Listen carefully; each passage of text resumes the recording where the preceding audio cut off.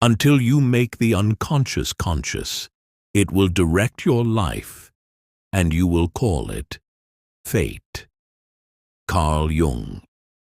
When the world goes quiet and nothing feels the same, there comes a moment, often unexpected, sometimes painful, always irreversible, when something cracks open inside you.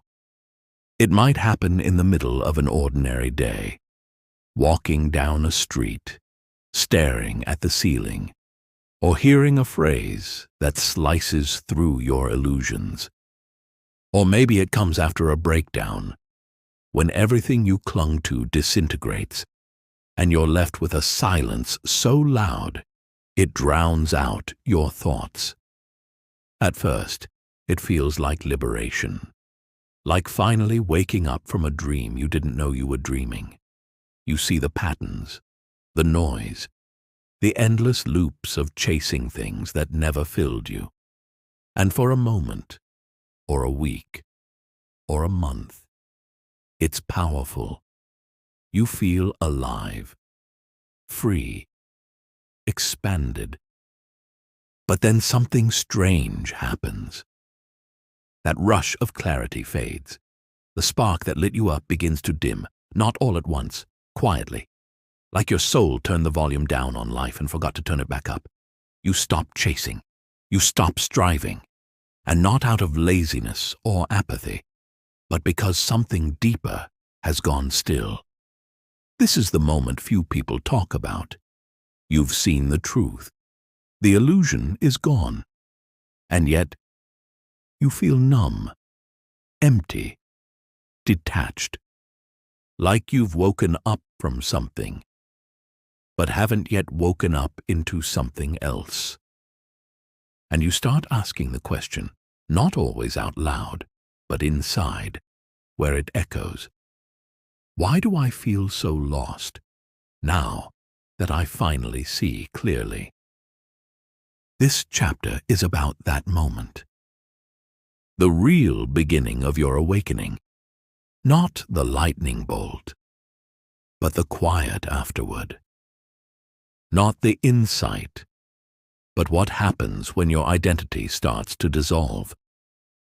Because awakening isn't just a breakthrough, it's a breakdown of everything false. And the silence you're feeling now, it's not the end. It's the invitation to something far more real. We expect awakening to feel like ignition, like a fire catching hold in the soul, burning away the false, lighting us up with purpose, with clarity, with love. And sometimes it does, but only for a while.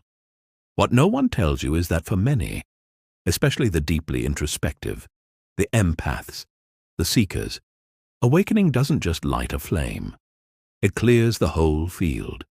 It doesn't just open your eyes. It empties the room.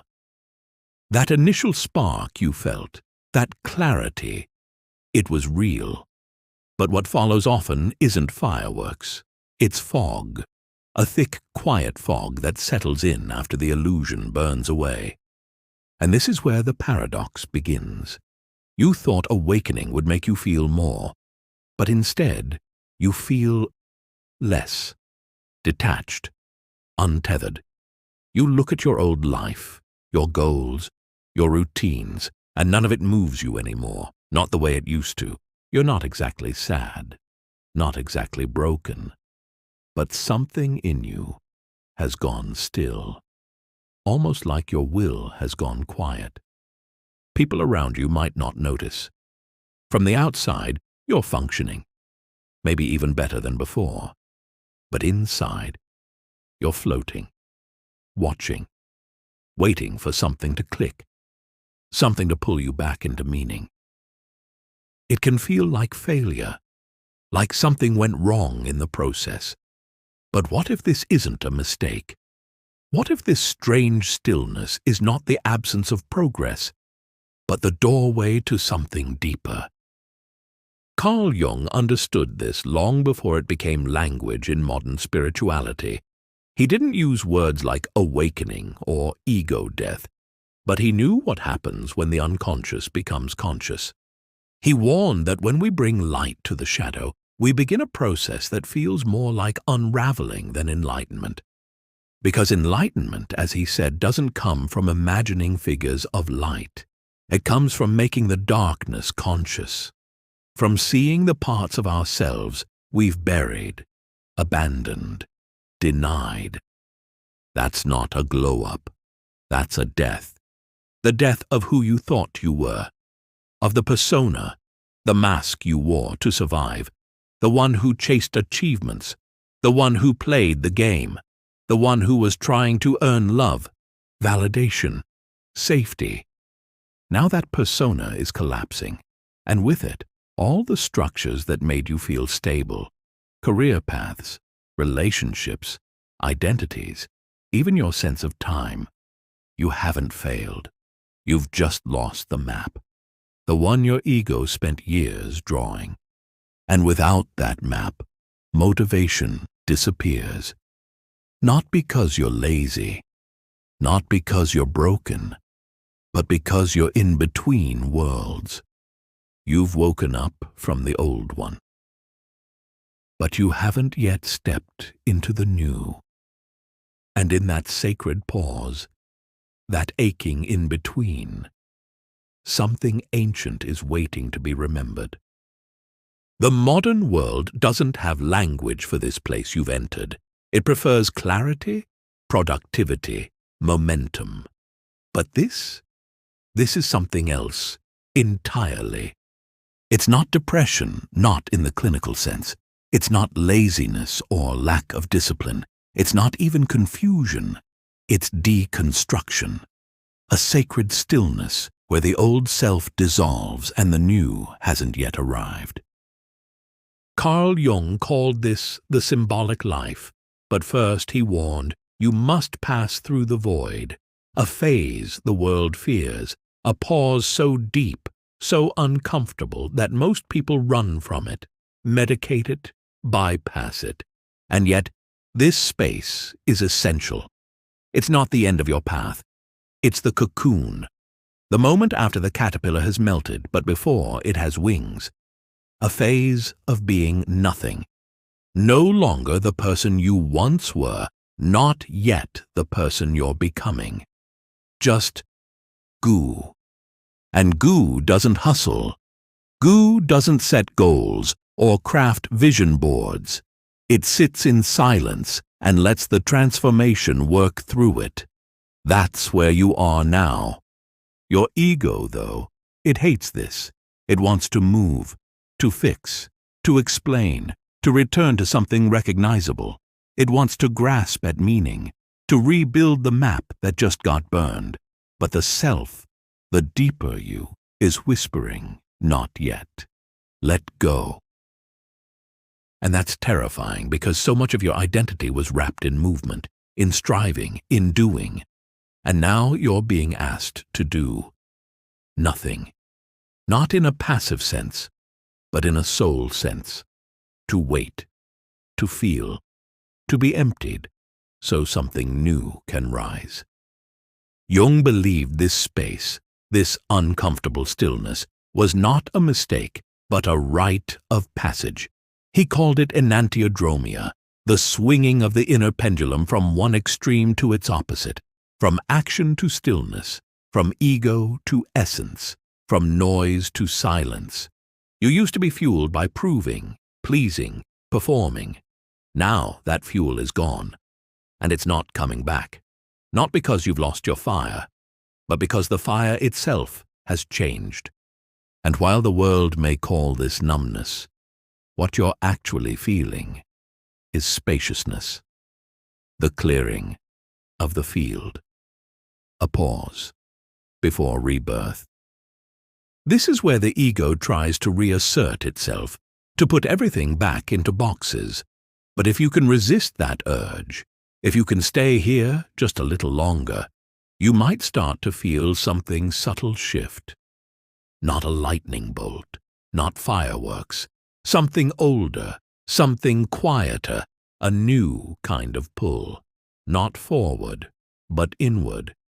It doesn't arrive like a grand revelation.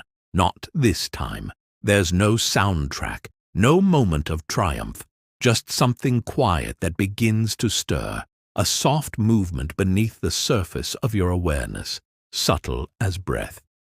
And if you're not paying attention, you'll miss it, because you're used to clarity coming in fireworks, not in stillness. This pull doesn't come with a plan. It doesn't promise certainty. It won't tell you what your life should look like 5 years from now, but it will whisper something real, something true. And if you have the courage to follow it, even without knowing where it leads, it begins to shape you from the inside out. You'll notice it in the small things. A sudden urge to pick up a paintbrush again. A walk that feels more meaningful than a meeting ever did.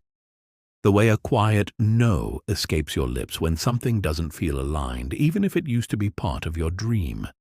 These are the signs, not of regression, but of reorientation.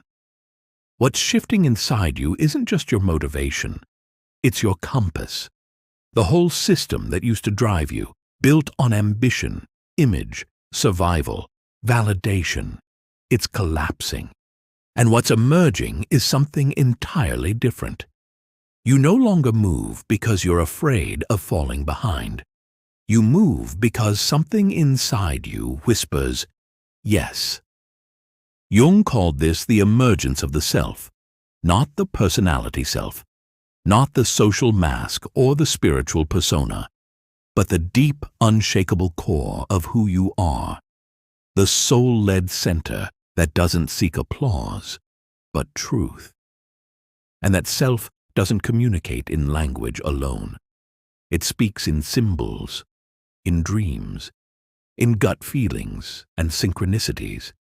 It tugs at you through curiosity, through resonance, through the things that make no logical sense but feel profoundly right. You may still feel doubt. You may still feel waves of fatigue, confusion, even grief. That's part of being human. But now, you're no longer dragging yourself through a life that doesn't fit. You're beginning to co-create one that does. It's a different kind of energy, one that doesn't surge in spikes, but moves like a river, steady, fluid, alive. It's not about pushing, it's about allowing, not about hustle, but harmony. You no longer chase your life. You begin to respond to it. And strangely, you find that things get done. The right conversations happen. The right ideas arrive. You're not striving anymore, but you're not stuck either. You're available, aligned, awake. Sometimes this looks like creating when no one is watching, saying no to shiny things that no longer resonate, letting go of timelines and trusting the pace of your soul. It's not a retreat from life. It's a return to it. But this time, you're not living from pressure. You're living from presence. You ask different questions now, not what do I need to achieve to be enough, but what is life inviting me to express? Not what should I be doing, but what feels honest. That honesty, that inner resonance, that's your new fuel, and it will take you farther than fear ever did. At some point, you begin to realize that ambition hasn't disappeared. It's just changed shape. It's no longer about climbing ladders or proving your worth. It's not about optimizing every second of your day or checking off another box on a 5-year plan. That kind of striving used to give you a sense of control. But now, it feels hollow, out of sync, like you're wearing clothes that no longer fit. What starts to grow in its place is a quieter kind of drive. It's not performative, it's devotional, not to some lofty spiritual ideal, but to truth, to presence, to the unfolding of who you actually are, not who you were trained to become. You stop needing to impress. You start needing to express.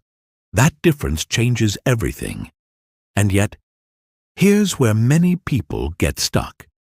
There's a temptation to escape into detachment, to use awakening as an excuse to float, to check out, to say, none of this matters anyway.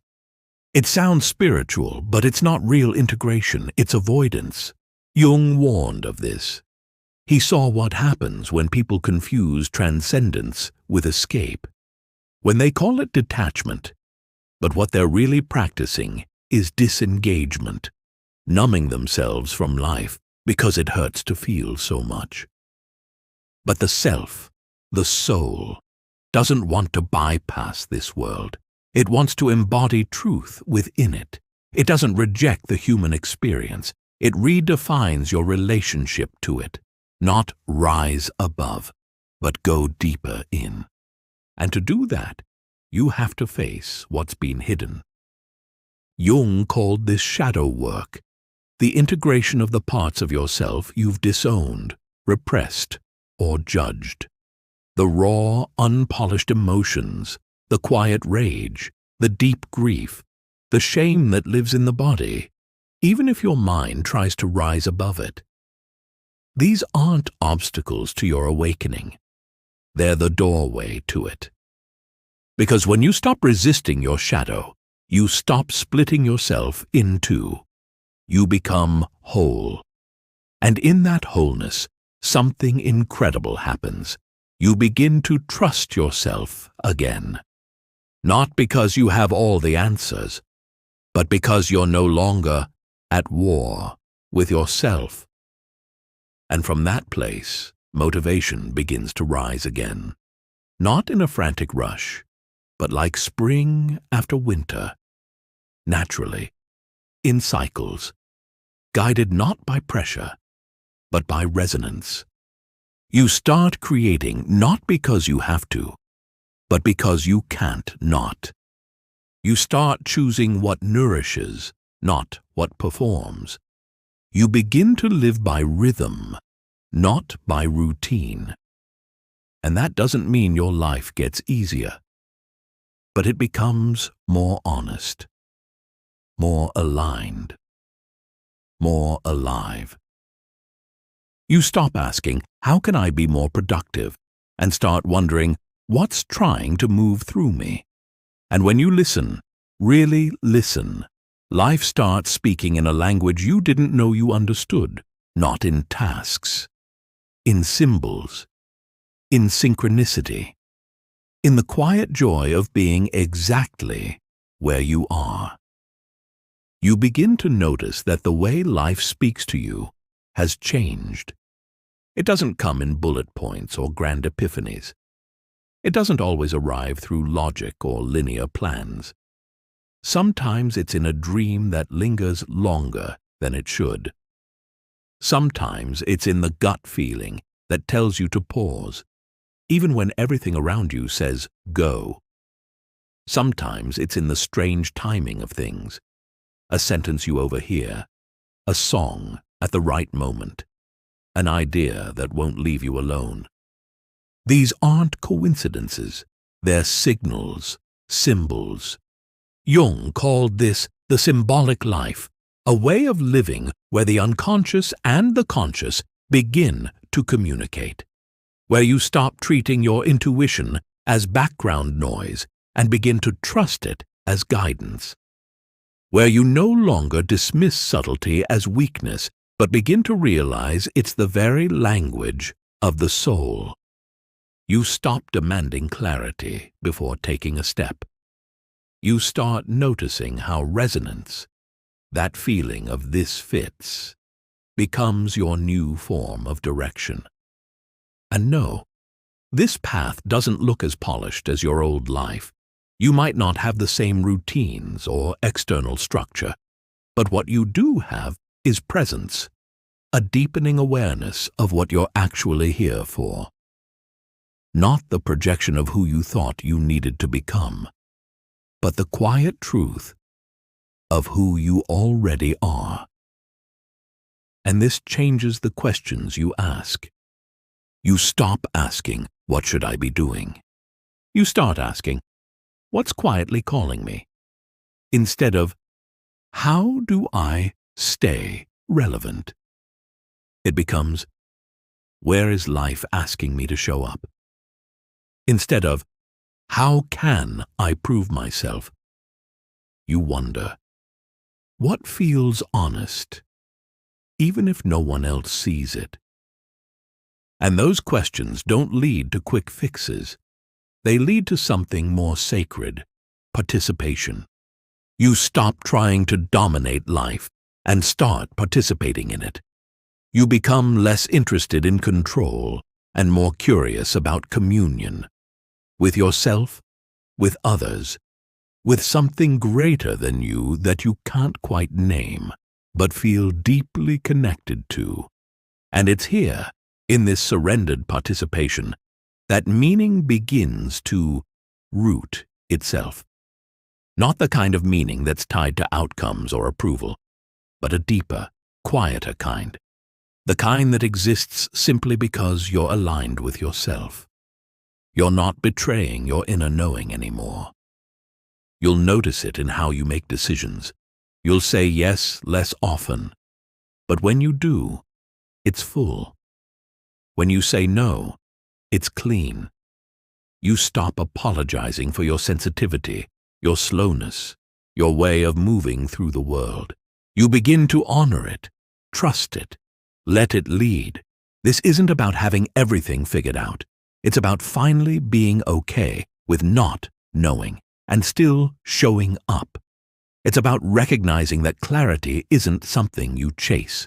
It's something you recognize when it arrives, and when it does, it doesn't come with flashing lights. It comes with ease, with breath, with that deep inner yes. And from that place, you begin to build again. Not the old life you outgrew, but a new one that actually fits. Not based on who you should be, but who you already are when you're not performing, when you're not striving, when you're just present. This is what real guidance feels like. Not a command, a current. Something you move with, not against. Something ancient, something true. As you begin to live this way, not by force, but by following, even the idea of ambition starts to change. You used to think ambition was about climbing, about being seen, chosen, successful, about proving your value by producing more, achieving more, becoming more. But now, something in you resists that pace, not out of fear, out of wisdom. You start to feel that real ambition, the kind that endures, isn't about reaching the top. It's about rooting into truth. It becomes less about how high can I go and more about how honest can I be. What once looked like drive now begins to feel like devotion. Devotion to depth, to integrity, to doing what aligns with your values, even when no one is watching. You start creating, building, offering, not to impress, but because your whole being says yes, because it feels good to bring something real into the world, even if no one claps. This is the shift from ego-powered striving to soul-powered movement. And ironically, this kind of energy, the kind that comes from truth, often accomplishes more than hustle ever could. But it doesn't rush. It doesn't burn you out. It doesn't drain you trying to be everything for everyone. Because it's aligned, sustainable, rooted. You start to notice the difference. You don't wake up with anxiety pulsing in your chest anymore, wondering if you're doing enough. You wake up with curiosity, with space. You check in with life, with yourself, instead of checking off another task from an endless list. You begin to feel when something is meant for you, not because it looks impressive, but because it resonates. It clicks. It fits like a key in a lock. And if it doesn't, you're able to walk away, even if it's tempting, even if it would make your resume shine. Because you've stopped betraying yourself for appearances. You've stopped abandoning your inner knowing just to stay relevant. You don't need to be everything anymore. You just need to be you. And that somehow becomes more than enough. So when you feel the old ambition rising, the urge to prove, to compare, to rush, you pause, you breathe, and you ask, is this mine? Or is this just the old self trying to reassert control? You no longer move from pressure. You move from alignment.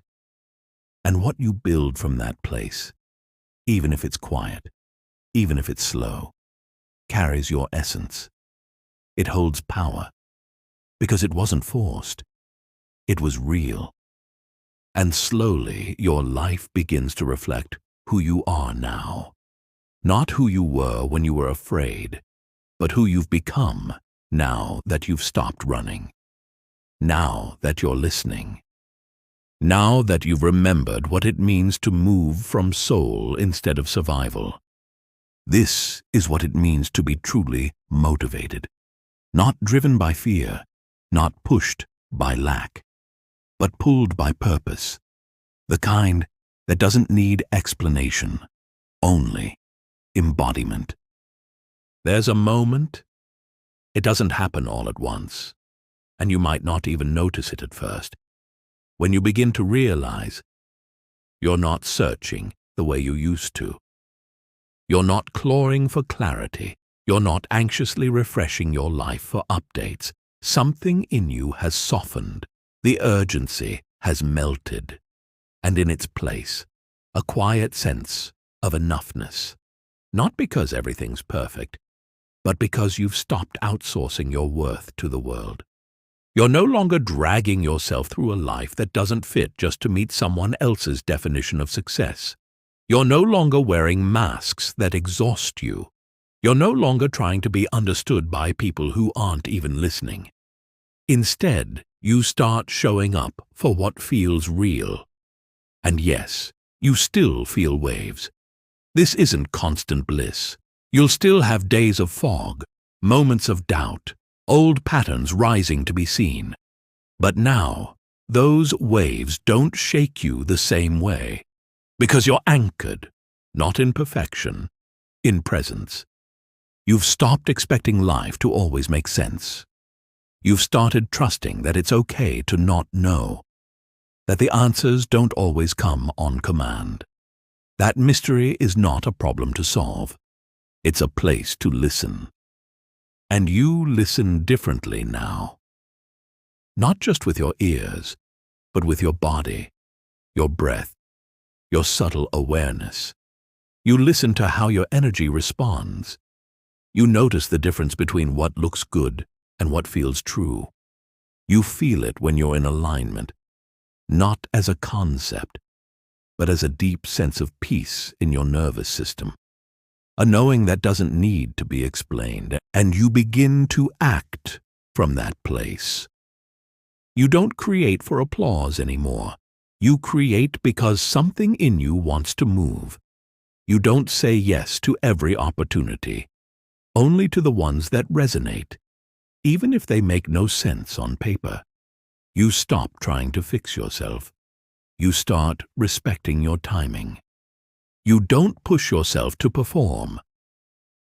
You offer yourself to the moment. This is the difference between living from performance and living from presence. And when you live from presence, your life becomes less about managing impressions and more about embodying integrity. You start choosing peace, not the kind that avoids discomfort, but the kind that welcomes reality. Even when it's messy, even when it hurts. You no longer measure success by how much you've achieved, but by how deeply you're living, how fully you're listening, how honestly you're showing up. And that quiet honesty, it's magnetic. Not in a flashy way, in a grounded way. You become someone people feel safe around, even if they don't know why, because you're not trying to be anything other than what you are. You're no longer chasing the spark. You've become the flame. Something begins to shift, slowly, quietly, not like a dramatic breakthrough, not like fireworks, but like a subtle current turning beneath the surface. You don't even notice it at first. It's in the way your body feels a little lighter one morning, in the way you suddenly feel like moving, not because you should, but because something in you wants to. There's no aha moment, no banner that says you've arrived. But something's different. You're not trying to go back to who you were. You're not even waiting for who you'll become. You're starting to respond to life again, not because you're forcing yourself, but because you're ready. You begin to create again. You write, paint, build, speak, tend, not to be productive, not to be seen, but because it feels like something true is asking to move through you. It's not about showing the world who you are. It's about letting life express itself through you. And the beauty of it is, it doesn't need to be big. This isn't about launching something massive or finally finding your calling. Sometimes it looks like organizing a corner of your home with intention, making a meal slowly, with presence, reaching out to someone just because it feels right. You're not chasing clarity, you're allowing alignment. You don't need a 5-step plan, you just need to listen to what feels gentle and real and quietly alive in you. That's the new compass. Not urgency, not guilt, not fear, but resonance. You begin to trust your yes again, and you start to notice what your no feels like too. It's clean. It doesn't come with explanation. It doesn't ask for permission. It simply arises, and you honor it. That's when you know you're no longer in the void. You've stepped into the next phase, a place not of arrival, but of becoming. And you may still wobble. You may still have days where the old patterns return, the urge to rush, to fix, to prove. But now, you catch yourself. You pause. You ask, is this true? Is this mine? Or is this just the ghost of who I used to be? And more often than not, you choose differently. Because now you're not acting from survival.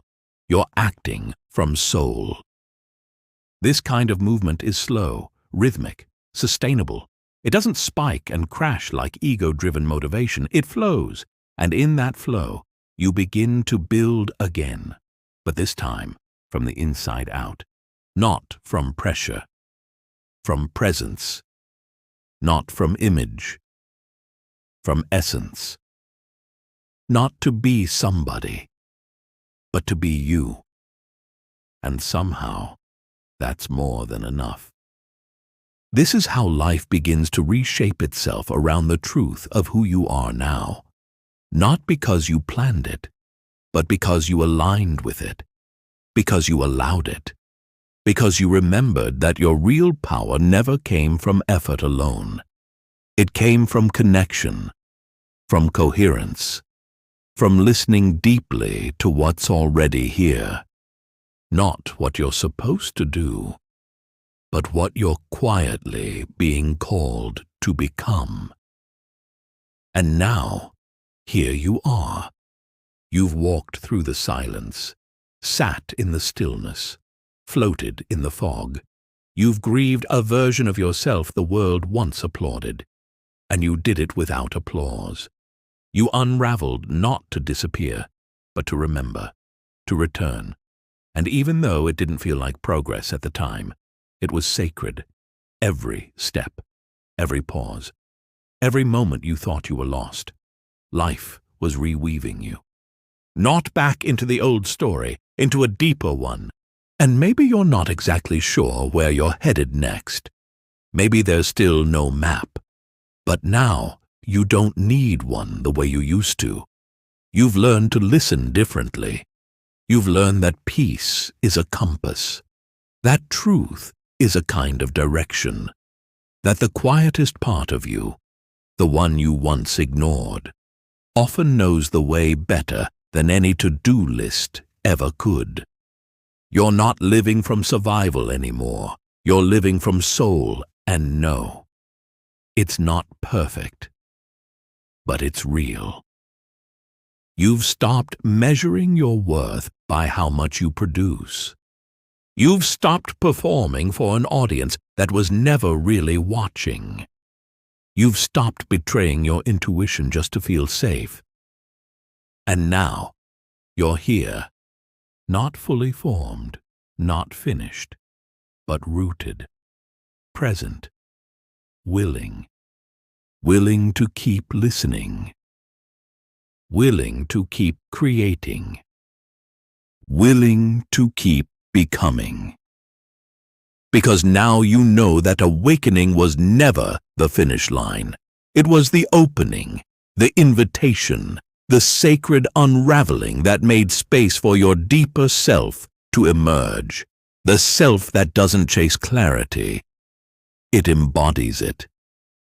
The self that doesn't shout, it radiates. The self that doesn't rush, it responds. That's what it means to be whole. Not to be complete, but to be real, to be here, fully. And if this journey, this quiet remembering, has spoken to something in you, then you're not alone. More and more of us are waking up not just to illusion, but to authenticity. Not just to stillness, but to substance. Not just to light, but to depth. This is only the beginning. There will be more shifts, more letting go, more becoming. But now you have something you didn't have before, your own inner ground, your own resonance, your own quiet knowing that even when things go dark, the truth in you doesn't disappear. It waits, it holds, it leads. So if something inside you whispered yes while you listened to this, if you felt seen, felt softened, felt something real, then I invite you to stay connected. Subscribe to this channel, Soul of the Mind, because we're not here to chase trends. We're here to explore truth, to honor the wild, non-linear, often unspoken path of becoming who you really are. And this is just the beginning of your becoming.